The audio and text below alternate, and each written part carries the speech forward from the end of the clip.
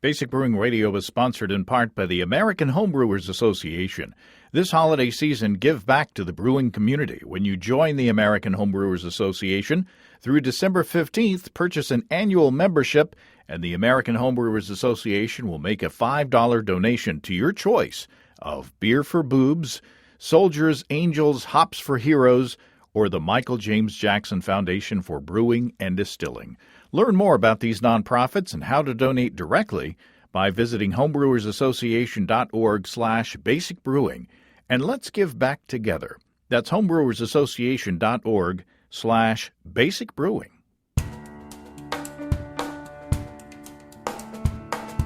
Welcome to Basic Brewing Radio for Thursday, December 15th, 2022. I'm James Spencer. Here at Basic Brewing Radio, we're all about home brewing. This week, Marshall Schott, founder of the Brulosophy media empire, joins me to talk about the recent evolution of home brewing and brewing in general, an evolution that is being influenced in part by the research and experiments happening over at the Brulosophy site and podcasts. If you go to basicbrewing.com, you can find archives of our audio and video shows, and if you go to basicbrewingshop.com, you can find our DVDs and our brewers' logbooks. If you want to support us financially, check out patreon.com/basicbrewing. And many thanks to everybody who's helping out in that way. If you go to patreon.com/basicbrewing, you can see a long list of stuff that you can access if you sign up as a supporter. Next week, we'll be taking the week off for the holidays, places to go, people to see, things to do, food to eat. But Steve and I will be back the last week of the year for our annual disaster show, more than 90 minutes of your stories of brewing gone bad, and of us sampling good beers that didn't go bad from homebrewer Scott Housel. And we actually hear from Scott about how he brewed those beers. You'll have to download your disaster show bingo card beforehand and play along while you're sipping a delicious beer of your own.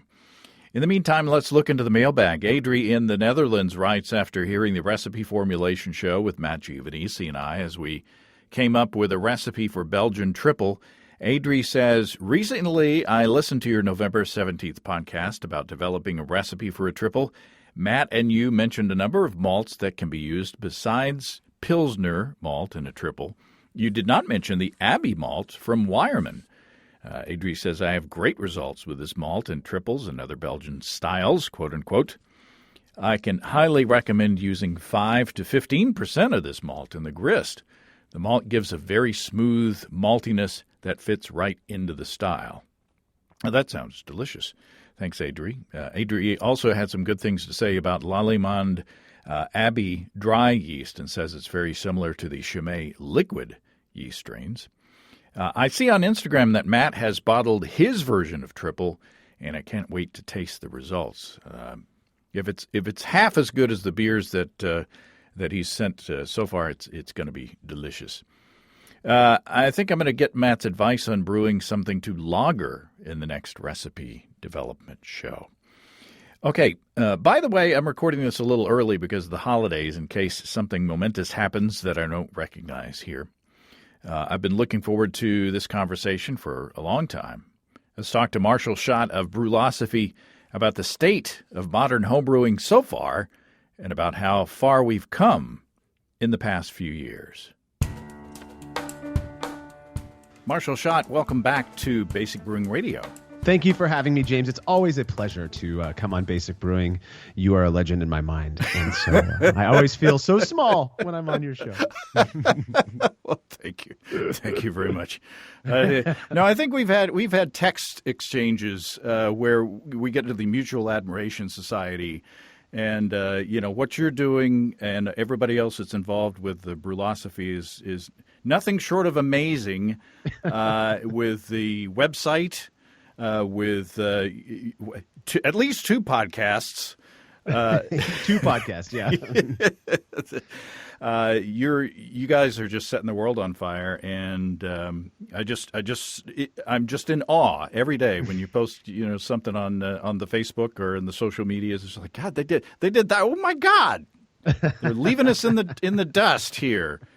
Oh, yeah. I'll be honest. It takes a crazy person to invest the amount of energy and time into this kind of thing. But honestly, it's only possible because of a really great crew of, past contributors and current contributors. I know you recently had Malcolm on the show. Oh, yeah. And now he's, he jumped off this and went and is doing his professional brewing thing now, which is really neat to see. But without them, we wouldn't be able to do what we do and produce the content that we do. So, yeah, we had a great visit with Malcolm at Hop Farm Brewing. Is that where he's at? That's right. Yep. When we were at Homebrew Con in the Pittsburgh area, my mind is so, my brain, whenever it comes time for names of places or businesses or people, I just kind of cross my fingers that I get it right. Yeah. I'm blaming post-COVID haze. That's why I had COVID, 2 years ago or whatever. I'm still blaming that. So yeah. Yep. All of us have the haze at this point, I believe. So you're not alone. Yep. Well, the reason I asked you on, number one, I've been wanting to have you on for a long time. And as I said, you guys are really doing a lot of work to actually change brewing science, it seems like, with your experiments. You're challenging assumptions, long-held assumptions in the brewing world, both on the professional side and the home brewing side. And you're doing these experiments with actual data that either, I don't know if you're comfortable with prove or disprove certain things, but you're actually putting science to, challenging these concepts that we've grown up with as brewers for many years. So, to the chagrin of every adult who ever encountered me when I was a child, I've always been the type to question things. I always wanted to see the inside of all of my toys, and so usually they were broken apart. I wanted to understand what made them tick and such, and it informed what I do for my real job. The actual moneymaker is as a psychologist. I'm curious about the human condition and perception, and that ultimately is what influenced me to start testing this, in my opinion, at the time, fairly innocuous and easy thing to experiment with that we call beer and brewing. I would say that I'm kind of uncomfortable with that we're trying to prove or disprove things. We're just trying to test things out, James, and I wouldn't want anybody out there to get the wrong idea.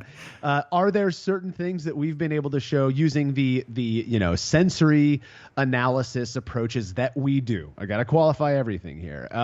But are there certain things that seem to be adding up that may suggest that certain ways we used to do things or think about things may not necessarily be the way they need to be done or thought about today? I think so, but that is not something that I'm willing to go on record with. So. Do you think, or do you find that these results are more applicable in the homebrew setting, or can most of your results be applied to the commercial settings? Have you had any feedback along those lines? Yeah, that's a good question. This has been there's a really funny thread out there. You don't have to look very hard on Google to find it, about how Brulosophy and the absolute unapplicability to the commercial brewing scale. Basically, the funny thing is that I hear from a ton of commercial brewers, from nano brewers to folks at big name breweries out there, telling me about how they were at least inspired to experiment based on something that we did or whatever. I don't know. I think there are certain things that are absolutely a function of the batch size, of the scale. I mean, we know that the osmotic pressure in huge, fermentation tanks is going to be, objectively different than a 5-gallon carboy. And so maybe that plays a role in things or whatever. But the reality is, I hear from a lot of these commercial brewers, these pros out there who are trying new things and saying at the very least that they were inspired because of something we did. And I haven't heard too many horror stories from them. So I don't want to speak for them. I don't want to make it sound like I'm patting my back or anything. But the truth is, I think the explanation for some of our results on whatever scale they apply to is probably more due to advancements in science, in malting science, and the understanding of hops and the understanding of fermentation, as opposed to something magical out there that or some stupid reason that we used to do things that we're just disproving. That is absolutely not our intent. So let's talk about your personal experience. When did you start brewing, and in what manner did you start brewing? Yeah, I started brewing back in 2003. I was 20. I was just about to turn 22. And working at a group home, and as working towards my degree in psychology, and with this guy that I was supposed to be working with came in about 2 hours late, and his explanation was that he was bottling his homebrew. It was like 6 o'clock in the morning, so it's weird hours of the day to be doing that kind of stuff, but. That intrigued me, and by the end of that shift, I was set and ready to head down to the homebrew shop and pick up my kit, and that's exactly what I did. And so, I started with extract and steeping grains. I think a lot of people can relate with that. Very, very limited understanding of what the brewing process entails and all that goes into making a decent tasting batch of beer. But it seemed to work out for me. I liked that first batch, and I wasn't really obsessed until I graduated grad school. That's when I finally got a garage and space to brew and stuff like that. And I introduced a friend to it. We brewed together, and then he had to move away from town, and I got a little bored. And the way I staved off my boredom was to start experimenting, and that was kind of the genesis of Brulosophy. And that was back in 2000. I'd say I started the experimentation early 2013, but I didn't really start sharing that online until 2014 with Brulosophy.com. So what were the kinds of questions that you started asking first?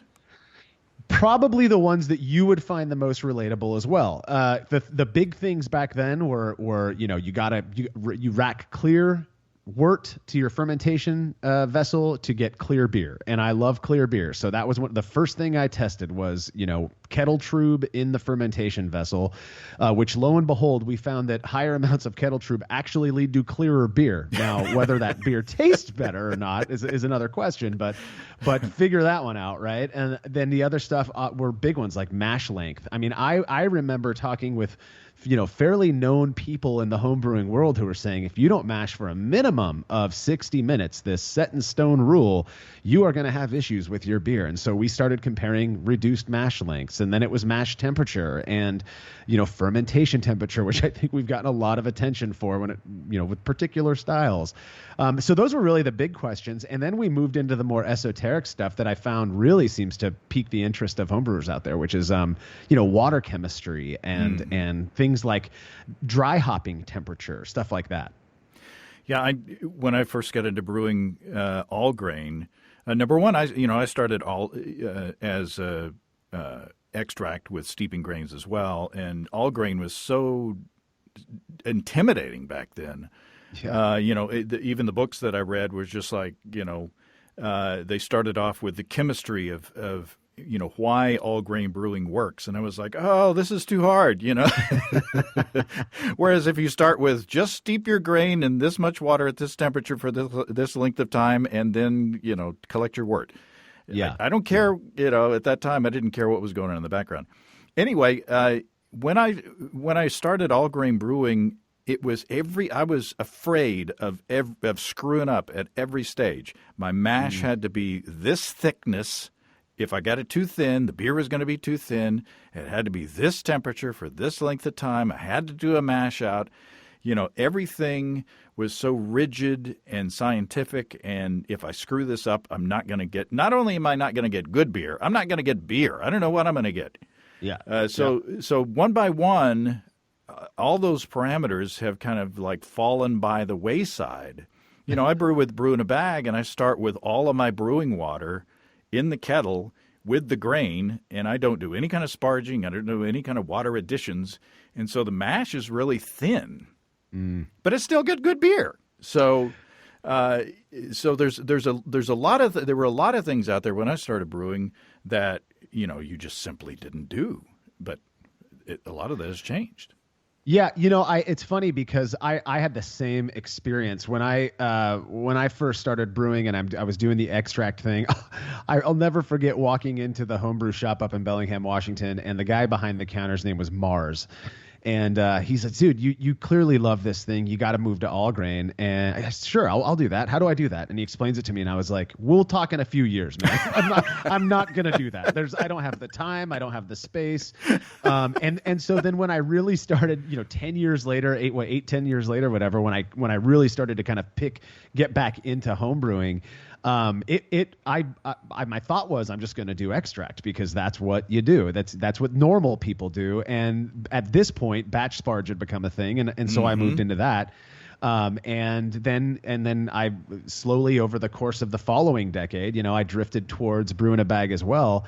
But yeah, I had all of the same fears, and I was wholly convinced that if I messed up any one of these 4,642, parameters, that I am going to have something in my glass that does not taste good. And that just hasn't seemed to pan out.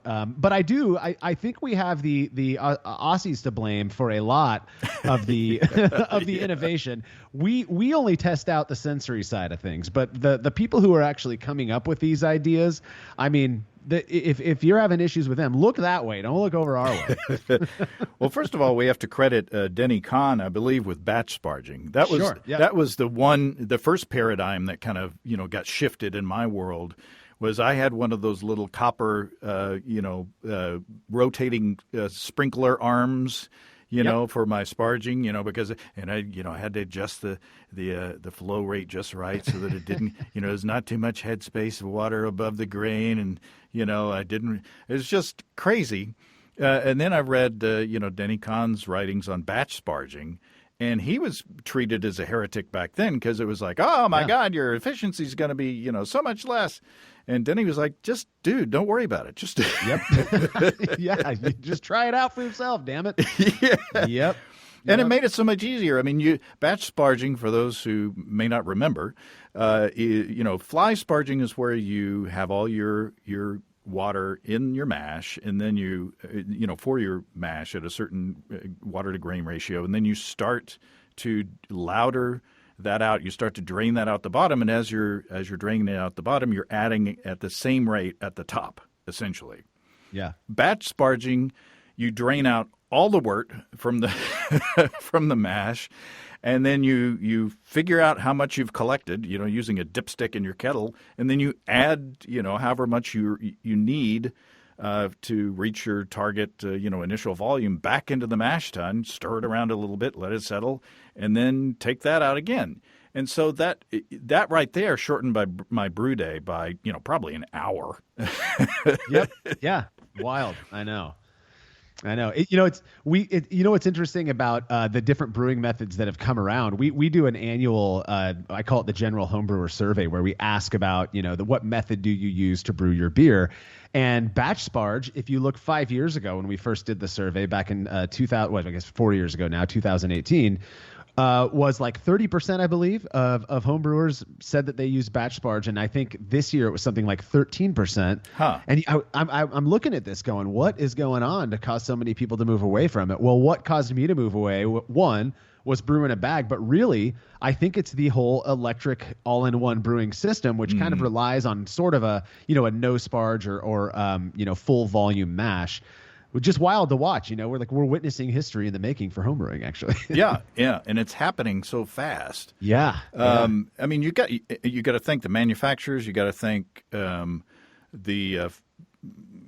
just the forums and the videos and the podcasts, and it's this flow of information, this cycle of information where people are trading tips and tricks back and forth, and then people are taking those and building on them.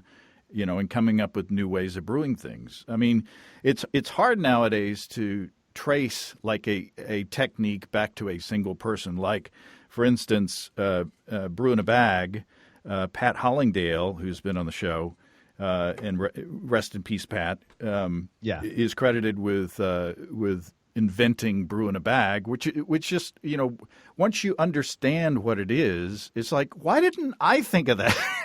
It's genius. It's so simple that it qualifies as genius. Yes, and it's because I think what got us into this rigid path in the beginning was that homebrewers felt like they had to duplicate the commercial brewing process that has evolved over the centuries. They had to duplicate it in miniature, essentially. Your 5-gallon batch has got to be brewed the same way that 30 barrels is on another system. And once things like Denny's batch sparging and Pat's brew in a bag, those techniques kind of broke those walls. So it's like, I'm a home brewer. I don't have to do what I don't have to have a 3-vessel system like Anheuser-Busch does or whatever. Yeah. Exactly. Yeah, it's interesting too. You think about that piece of it, and I know that we're the commercial brewers of today. Obviously, because of time, we're not the people who were brewing 30 years ago. But when I talk to the commercial brewers today, they'll even qualify that. I don't know why. If I'm home brewing, I am not doing what we do here at the brewery. But I do feel like that's a relatively novel perspective, and one that's kind of. In a weird way, it is kind of, I think keeping home brewers at least brewing, because it does allow for a simpler approach. It's not off-putting. Our friends and sponsors, Desiree and Dave of High Gravity in Tulsa, are having a sale on money in the month of December. That's right, in December when you buy a gift certificate on highdgravitybrew.com of any denomination that they sell, or dominations. No, that's something else. You can get 10% off. No code necessary. The 10% discount will be applied automatically at checkout. So tell Santa to go to highdgravitybrew.com to pick up a gift certificate, and he or she will save 10%. So you'll save 10% when you buy ingredients on the Build Your Own Beer page, or when you pick up some delicious beer kits, or when you apply that gift certificate toward excellent Warthog electric brewing controllers and systems. And smart shoppers will also remember that you can save $75 off Warthog gear when you use the code EBC75BB. What a deal! Take the pain out of propane when you or Santa picks up a gift certificate at 10% off for the month of December. No code necessary at family-owned and operated highdgravitybrew.com. That's highdgravitybrew.com. And our batches, like even a 15-gallon batch, which is I guess even today looked at as a large homebrewing batch, is tiny compared to even a small commercial brewer. So along those lines, I think one of the things that has kind of changed my perspective on brewing and kind of given me a lot more freedom is small batches. I think I brewed my first small batch of beer. We tasted it on the first episode of Basic Brewing Video. It was back in 2005. Yeah. I brewed, like a starter's worth of beer, and then we went on to the 6-pack series where we brewed a 6-pack of IPA. And that was blowing people's minds back then that, number one, they were saying, why are you doing this? Why take all the effort to do this? Yep. But exactly. Sometimes, like these, our little hop samplers and things, our grain samplers and things like that, small batches are a great way to, change a variable between those batches or change an ingredient between those batches. And without a whole lot of time and money invested, you can compare things side by side, which I think is, again, a strength of what y'all do.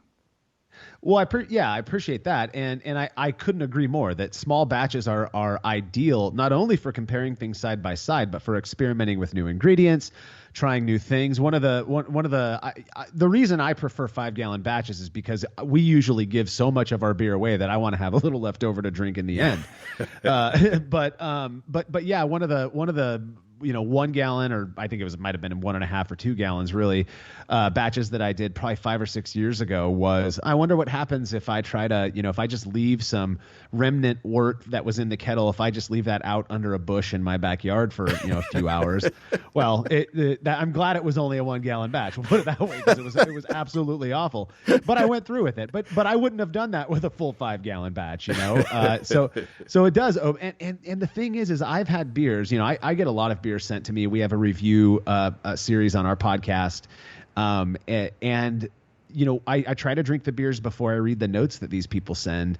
And I've been shocked that there have been times where somebody's like, yeah, here's 2 bottles from a 6-pack that I brewed. Wow. I mean, the phenomenal tasting beers can easily be done. And I'll tell you, some of the first pushback that I ever experienced as the guy behind Brulosophy was when I left a comment somewhere that people can just as easily get into all grain brewing as extract brewing. Can you imagine how incredibly evil I am for suggesting that all grain brewing is just as easy as extract brewing? In some ways, an argument might be made that in some ways it's easier. Maybe it's certainly less expensive than extract brewing. It's a lot less sticky. Yeah, that's what I say. It's way less messy. I've had fewer boilovers with all grain than I had with extract. It seems like, I was always adding the extract and then, kind of blowing on the pot and, and stirring vigorously and turning off the fire. And, my first batch was a boil over because I put the extract in and then went out to, quickly shout at the dog. And when I came back, it was all over the stove. Yeah, I'd be fascinated to know the proportion of people who didn't have a boil over on their first extract batch. I have a feeling it's quite low. Yeah. Well, one thing that we've discovered over the years, and again, I think it was back when Steve and I went to HomebrewCon in Orlando in 2006, I think. This is just a show about me remembering things, Marshall. This is all. This is walk through memory lane. Yeah, this is old man talking about things from the past show. But I had talked to Bob Hansen of Breese about extract and whether you needed to boil extract for a full hour. And he went through the list. He's like, sanitization. You got to sanitize the wort, whether it's extract or not, so you could boil that for just a few minutes and sanitize it. You don't need to coagulate proteins. If you're boiling with hops, you do have to isomerize the hops for that certain amount of time. But, just from a 30,000 feet level, you don't have to boil extract to brew a good beer. And so I use that knowledge plus what I learned about hopping from designing great beers. Designing great beers from Ray Daniels. Yeah. That's when I started doing the 15-minute pale ales, and only boiling for 15 minutes. And adding a bunch of hops at that 15-minute mark. And I actually cornered Charlie Papazian at that first HomebrewCon that we went to and told him what I was doing. I'm sure I looked like just a complete fanboy. And he was like, I'm not sure what that'll do. I think you got to boil for an hour, surely, But you have been doing a lot of experiments on these short and shoddy beers that you change all kinds of different timing parameters, right? Yeah, and I don't know if I've told you this, James, but it was your 15-minute extract batches that actually inspired me to do the very first short and shoddy recipe. And I thought the very first one, my wife had taken my oldest daughter out. This was, must have been 6 or 7 years ago now. But and so I was home alone with my boy, and he wanted to go ride bikes. And I thought, they're going to be back in a couple hours. I wonder what would happen if I just grabbed some leftover grain that I didn't plan on using, threw it all together, did a 15-minute mash, brew in a bag, pulled those grains, boiled it for 20 minutes, just added more hops to get my bitterness where I wanted it to be. And that's what I did. I think it took me an hour and 45 minutes for this 2-gallon batch. Wow. And that beer was done. Yeah. Fermented with lager yeast warm, which I imagine we'll get to that here in a minute. But that batch finished up, and I find it with gelatin. I did everything every blasphemous homebrewer would ever do to ruin this beer, and I took it to a birthday party of one of my local commercial brewing friends. This was probably 6 or 7 years ago, and shared it with everybody without telling them what it was, because that's what I do. If you're ever drinking beer that I'm serving you, just be suspect.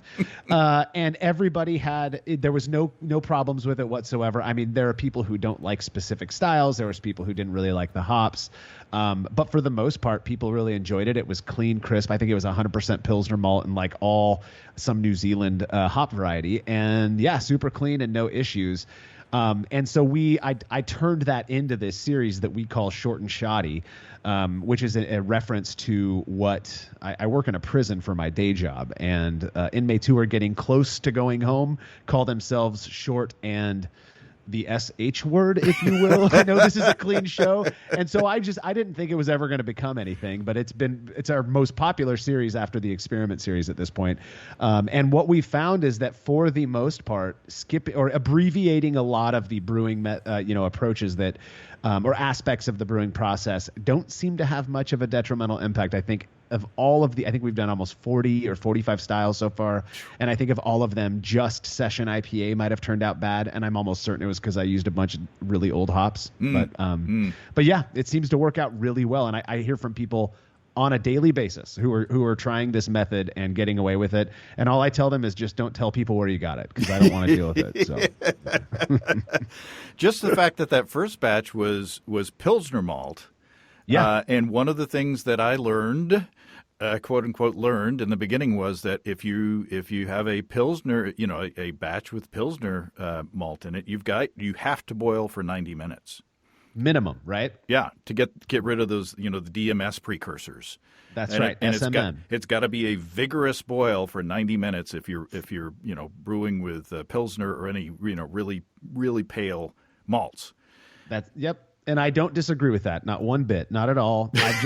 I just do things differently every once in a while, and I've got such a horrible palate that I cannot taste the DMS in the beers that I make using Pilsner malt boiled for half an hour. So no, we just did an episode on the Brulosophy podcast about boil length and Pilsner malt and DMS and all of that. And I think the overriding opinion at this point, and I've not heard anything professional at this point about it, but I think what it is that maltsters are just doing things differently enough at this point that there's so little SMM in the grain that we're getting that it's just not an issue. Another thing that I have heard from a scientist who reached out to me was that this idea, DMS is a very real thing, but it stems from 200 years ago when people didn't understand how boils work and how DMS gets volatilized off. And that the way that we're brewing nowadays, even on the most shoddy of setups, if you will, that it's still far more than enough for that SMM and any DMS to volatilize off. Another thing that I heard about DMS is that there's a decent likelihood, at least, that if you're experiencing or perceiving DMS in a beer, it may very well have been from a contamination as opposed to a reduced boil length, something so trivial. Yeah, I've done at least one no chill, which is another technology that came from down south. I did a no chill batch that was, I believe, 100% Pilsner malt. And a professional brewer that I was talking to about it, he was like, "Oh, you're just gonna get nothing but DMS in that. If you're not chilling it and you're putting it in a closed vessel." And it was fine. Yep. Yeah, I've had the same experience. Yep. So, and I'm sure that most of these, if not all of these, have roots in something real in the past. Yep. Another one, let's talk about lagers. I mean, while we're on Pilsners and such, one of the experiments that Steve and I had the pleasure of taking part in, maybe at HomebrewCon, was an experiment that compared lager that was lagered at lager temperature and fermented, and another half of that batch or part of the batch that was fermented at quote-unquote ale temperatures. And we knew for sure that we were going to be able to tell the difference between those two batches, and we had no clue. Yeah, that has to be one of the most dramatic results that you guys have done.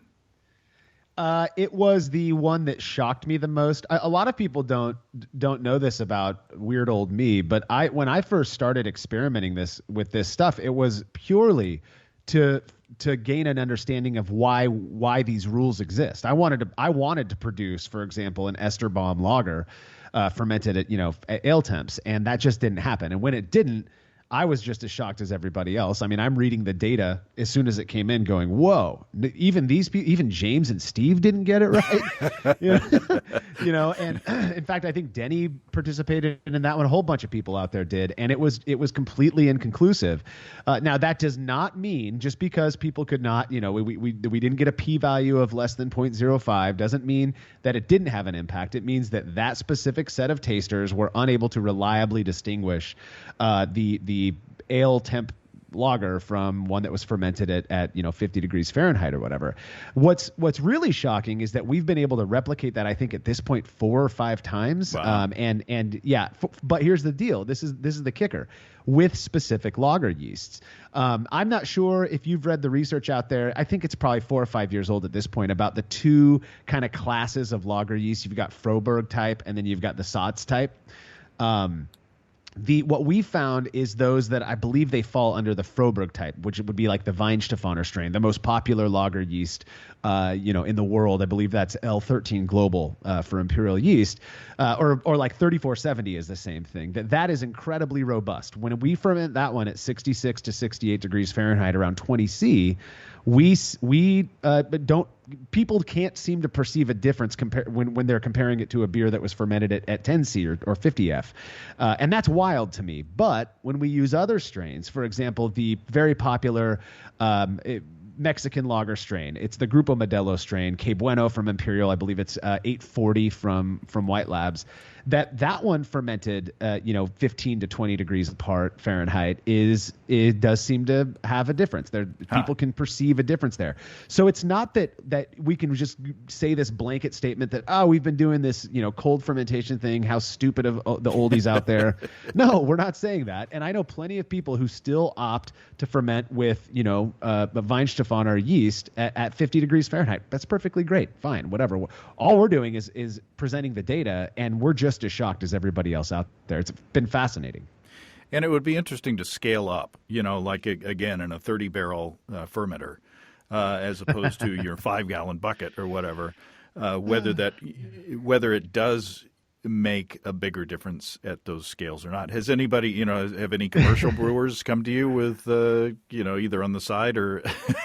I will neither confirm nor deny that I've heard from a lot of commercial brewers who have told me that they've run sensory panels, and we're talking like 30-barrel plus commercial brewers who have run their own sensory panels using specific strains, and they have not been able to. They're like trained sensory professionals haven't been able to tell a difference. So I will not claim to know what breweries those people are from. Wow.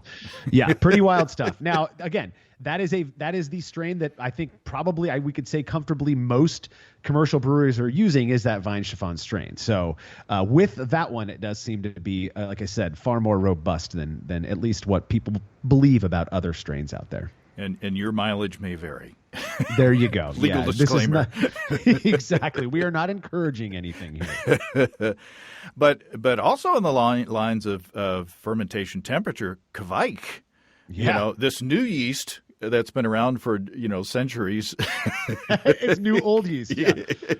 is also changing things. I brewed pilsners out of my 100-degree Fahrenheit 37C porch in the summertime that have been done fermenting in like a day and a half, and they they taste really clean and good. So even there's old stuff, that's just coming around that we just, the new world hasn't, so to speak, hasn't known about yet. Yeah, and it's wild because you look at what people are doing with, I think, probably the couple most popular strains of Kveik would be like Voss and Hornindal or whatever.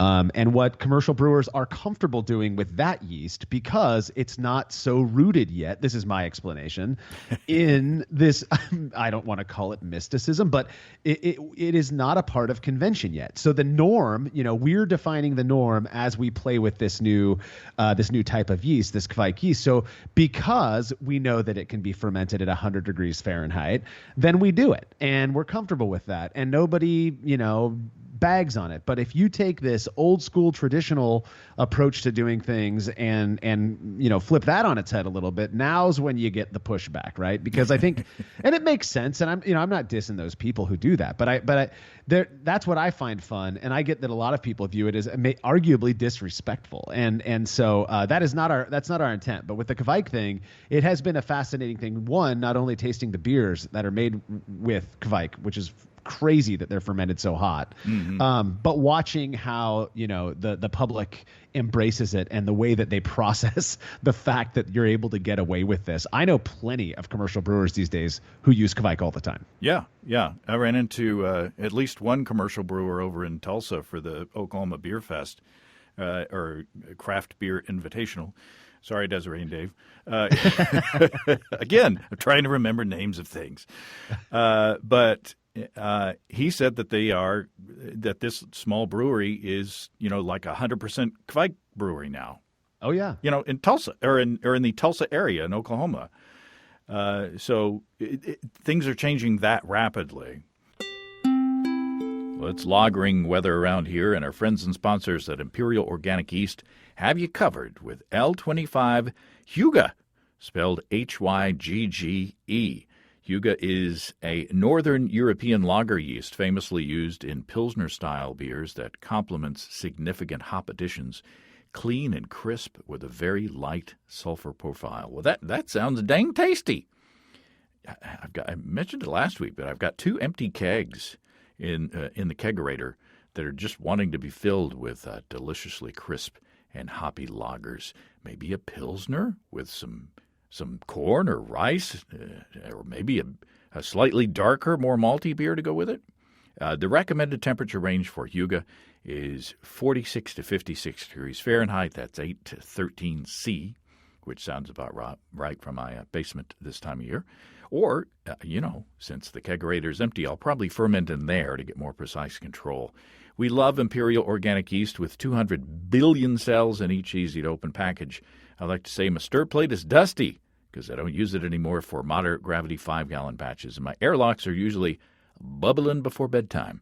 Ask your local homebrew store about Imperial Organic Yeast and L25 Hygge, and check them out at imperialyeast.com. That's imperialyeast.com. We're getting near the end of the conversation. We talked about things that have changed. We should probably talk about some things that your research has confirmed or reinforced, or that it's like, okay, that's a good idea. Do you have a short list of things that fall into that category, or is everything off the table? Well, I'll tell you that I'll ask you a question first, and then we'll proceed from there, James. When you said you got started in 1996 is when you started brewing, right? Right. At the time, when you were brewing and it came to the water that you were going to use, was there kind of a way of thinking about brewing water that you recall? I used Mountain Valley spring water from my hometown of Hot Springs, Arkansas. And I used it because I could use the carboy that it came in, because it came in glass carboys. Yes. And I was told that spring water is good for brewing because it's got minerals in it. That was the extent. And the most important thing about water is that you filter the chlorines or chloramines out. Right. But that was it. I mean, there was no, we didn't talk about adding chemicals to water at that point. Right. So yeah, that's a biggie. Well, yeah. So the saying that I recall, it was, if your water is good enough to drink, it's good enough to brew with. Yeah. Right. Yeah. What that led to for me was, again, not by any major intentional force. I just kind of was like, all right, my water tastes pretty good. I'm going to brew with it. And from there, when people would start talking about water chemistry or mineral profiles and such, I would kind of write them off as they just need something else to keep them busy, clearly. Because if your water's good enough to drink, it's good enough to brew with. It wasn't until about a year into the whole Brulosophy thing, we'd been publishing pretty regularly, and that a friend of mine challenged me, because he knew my perspective on that. He says, hey, make an IPA, adjust one to having higher sulfate levels, which is pretty classic for back then clear West Coast IPA, And then the other one you can leave alone and just see if you serve it to your taster, see if they taste a difference. And sure enough, not only did they taste a difference, but I did as well. And that completely changed my whole perspective on water chemistry, and in a way helped me to, I feel like, kind of understand the perspectives of the people many, many years ago, centuries ago, who were aware of the impact that mineral profiles have on beer. Mm-hmm. Oddly enough, when I went and redid, as I'm doing more and more water chemistry experimentation, what we ended up finding was that mash pH, while it may have an impact on conversion, which I know a lot of people, that's why they pay attention to it, it does not seem to have much of an impact on the final beer quality. We've done high mash pH versus 5.2, which is that's where you want to be, the sweet spot. And we've done 5.2 versus lower mash pHs. And in both of those experiments, people just could not really taste a difference. And I thought that was interesting. And, personally, that informed my own use of acids in the brewing process. I no longer acidify my wort. I don't really adjust my mash pH at all, but I absolutely use water, or brewing salts in every batch that I make. Yeah, I'm lazy. So if I'm brewing a hoppy beer, I'll pay more attention to it. When I do my Bell's Two Hearted Ale clone, I'll add some gypsum. Because it does make in my experience, it does make the hops, pop a lot more. But I'm still intimidated by water chemistry, and I'm still kind of lazy in that regard. So, I'll use the excuse that I'm old. But through the experiments that I've taken part of, and we've done some water chemistry samplers here on this show last year, and it does make a difference. There are some things like, have you done any experiments on, say, sanitization? I mean, that's a pretty basic one, but it's a rule that, back when I first started, keeping stuff clean and keeping it sanitized and all that to me is one rule, probably maybe the biggest rule that has not wavered. And we will not be behind it wavering, James. I'll tell you that. We are. I have definitely done the thing that I imagine a lot of homebrewers have done, at least, where I have I use an old pitcher that I run off if I'm going to Vorloff or whatever. I'll collect some sweet wort in there and I'll set it on my workbench. And if it sits out, I didn't sanitize this pitcher by any means. If it sits out overnight, you come back and it just smells like vinegar. Mm-hmm. And so that's. I mean, I have no interest in. There was this one guy who kept emailing me probably for over the course of a year, like 15 times, like, come on, just do this. Just don't clean a carboy, just throw stuff in there after it's been sitting out. I bet it'll be fine. I'm like, I'm not going to be behind that. I'm not interested in that. But so we have not done that experiment, James, but I think something that's important to point out is that for every variable, you can look specifically at the variable. You take something like fermentation temperature, but then you've got so many sub variables that go into that when it comes to beer and brewing. You've got what yeast type is it? What style of beer is it? This and that. How rich is that beer? Whatever. We were just talking about Weihenstephan yeast and its robustness and the ability to ferment really tasty lagers with. I've scored over 40 multiple times fermenting with that yeast at 68 degrees Fahrenheit. Wow. 20 C. Yeah. And no comments of high esters or anything like that. Then again, we've got experiments where we compare the popular Weihenstephan Hefeweizen yeast at different fermentation temperatures. And sure enough, this idea that cooler temps seem to produce a different characteristic than when you're fermenting it just 8 to 10 degrees warmer seems to pan out. It really does. And people will report, I got more banana in the warmer fermented version than I did the cooler fermented version, which was more, phenolic or more clovey. So it's not a one size fits all thing. And I think that's what makes this so fun. And it allows us to keep testing over and over again, is that there's so many different yeast strains, so many different ingredients and styles of beer that you can't just apply one finding to your entire brewing approach.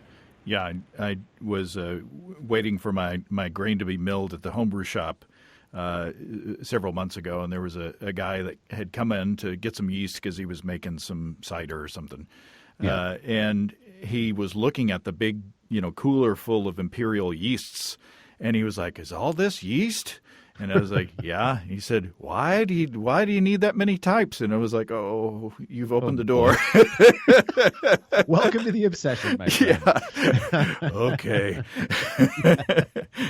Well, yeah, that's funny. But on the topic of, here's an experiment I would like to that might be good on the sanitization front. When I was before the podcast, when I was calling homebrew shops individually and doing cold calls to try to sell, get them to sell our DVDs, I would call and make the initial contact, and then if they were positive about the possibility of selling the DVD, I would send them out a free sample, and they would take 2 weeks to look at it. Anyway, this guy, thank God for podcasts, but but this one guy, I can't even remember where it was. He said, I'm not going to sell your DVD because you tell people that they can use iodophore to sanitize things. Oh, my God. Oh, and I was like, what? He was like, I can taste iodophore in every batch of beer that people have used iodophore in. It ruins the taste of the beer. And I was like, well, not if you mix it right. It's like commercial breweries use this stuff. Do you taste it? And he would not be, he was like, nope. You told people that you could use iodophore. So an interesting experiment would be perhaps to compare and both of the, every sanitizing chemical has to be titrated or has to be mixed properly. Right. It can't be like 5 glugs of iodophore in a 5-gallon carboy. But it would be interesting to see the either performance or sensory difference between, say, Star San and iodophore. James, I aim to please when I come on your show, and so I'm gonna let you know that we've already done that comparison. We did do that one, yeah. and I'll tell you, it came back non significant. Interestingly, 29 out of 29 people, we would have wanted to see 15 in order to meet that threshold of significance, and only 14 identified the odd beer out. Now, if it fails to meet that threshold, there's no comment on, well, if only a couple more had done that. You could do that all day long with everything. The reality is, everybody who tasted the beers, nobody was like, oh, these are so different. That's just the nature of randomness. Cade Job, who hosts the Brew Lab, our other podcast on the network, he actually did 5 semi-blind triangle tests himself, and was only able to happened to guess the odd beer out 3 times out of 5. So if you're using those two things properly, I don't think you have anything to worry about. And when I got into homebrewing, I'd never even heard of Star San. Iodophore was all we used back then. Star San was like the first time I bought it, I think, was like 2009 or something. Yeah. Same here. I use both. I use both. So do I. I use both for different purposes. General sanitizing. We're not even drinking, James. I know. I should. General sanitization. I use iodophore. I just keep a sink full of iodophore solution. Just ready. When I'm brewing. Cleaning and sanitizing kegs, I'll use Star San. Yeah, likewise. But because I think that I think the keg benefits from a longer contact, with the foam and all that, and so the foam does a lot of work for me. But that's generally what I do. But I'm curious though. I mean, you're going to get mad at me for saying that, but I'm curious that I'm fascinated that the results were that close though. Yeah, no, believe me, I'm human as well. I'm just, I get paid to say that people shouldn't take. No, I'm just kidding. When they're that close, it definitely, to me, I'm like, okay, we need to redo this, and at the very least flesh out whether that 14 out of 29 was just an artifact of something else, or if there is something to these being different. I don't think there are. I've done before Brulosophy, I did a similar type of comparison, and I didn't taste the difference, but that's why we do the experiments, and we don't tell people what the variables are because we don't want them to be biased going into it. So maybe in the future you'll see a new one. Well, I'm embarrassed that I missed that experiment. There's a lot on there. They're easy to miss these days. I think we're approaching something like 440 experiments. Oh my God! Wild. I know. Okay, now this I'm gonna suggest this, and you can I'll cut it out if you want me to for any reason. But I think on April Fool's Day, you should write a post that at the top is the description, in normal text. Yeah. And then all of the paragraphs, and all the descriptions of the photos and all that is in Greek. Greek. You familiar with Greek text? It's just lorem ipsum. It's just nonsense text. And then at the very bottom at the summary, you put the actual summary and because sometimes I'm really lazy and I go, okay, what's this? What are the parameters of the experiment? Whee! And then I'm all the way down to the bottom. We know people do that. Results. Yeah. Oh wow! Would you look at that? Yeah. No. What cracks me up is I may take you up on that, James. Yeah. But what cracks me up is that we'll oftentimes get we share, obviously these days everybody does. We share our articles on our different social media platforms and such, and there will invariably be a comment from somebody who's trying to be the smart person who found the issue with our experiment. Yeah. Yeah, exactly. And what's funny is that somebody else usually will come in, not one of us. We don't feed the trolls. I've learned my lesson there. But somebody else will come in and be like, "Did you even read the article?" They go through and explain the whole thing in this section here. Oh yeah, my bad. I just scrolled the results. James, as long as you're not being a troll, you're good. I try not to. Likewise. I used to, in the very, very early days, I made the mistake of searching for my name and the podcast, and then looking at forums and things like that. And I don't do that anymore. It's too painful. But now, do you get people emailing you when they're like, "Oh, I saw this thing. They're ripping you to shreds over here, man." No, like, thank goodness. Boy, here we go. And people don't. But you're lucky. Yeah. Oh my. No. Everybody says this, but it's true. If you saw a forum and it had 100 comments on it, and 99 of them were positive and effusive, and one was negative, I would remember the one negative one. That's just me. Yep. And it would tear me up. I would have to respond or something. Yeah. Oh, that's what I said. I made that mistake. I mean, we could do a whole show just on what it's been like running this thing and the wild things that people are willing to say about somebody they don't really know. Yeah. But I think there are certain personalities who can deal with it a little bit better. And to me, it's a part of the fun, to see where these things go. And like I said, I've made the mistake of responding in the past, but these days I leave that to our fans, and I love our fans and appreciate them standing up for us when they do. So, and you swear you don't have an alternate username that you get on there and that I troll with. Yeah. Somebody suggested I do that one time, and I told them, I was like, one, that would require more time that I don't have. Two, I'm not sure I could figure out how to do it without screwing up. Like, people would know it was me. Well, Marshall, this has been a lot of fun, and I appreciate your coming on and spending time, and I appreciate your inviting Steve and me on your live patron thing on Facebook. That was a lot of fun as well, and happy holidays to you and yours and everybody that takes part in the Brulosophy thing, and we look forward to seeing what y'all come up with in the new year. Yeah, James, I appreciate you coming and speaking to our patrons. That was really appreciated. And just a final note, we were talking about social media and the things that I say and such online. About like last week, I believe, somebody was commenting on, hey, I've been listening to the Brulosophy podcast. It's kind of getting old. Yeah. But I'm looking for new recommendations, and I recommended Basic Brewing Radio to this person. So I just want to let you know you're still one of the homebrewing podcasts I find myself listening to often. You've been such an influence for me, and I know you have been for so much of homebrewers out there. So thank you for having me on. Well, that's very kind. I appreciate it. And by the way, he tuned to us, and he says, "Wait, I'm not interested in things getting old." These guys are already old. Yeah, they could be my grandparents. That's right. Hey! Thanks, Marshall. Happy holidays. Well, thanks again to Marshall. Always fun to chat with him. I'm always amazed at the volume and variety of experiments and content coming out of the Brulosophy site and the Brulosophy and Brew Lab podcasts.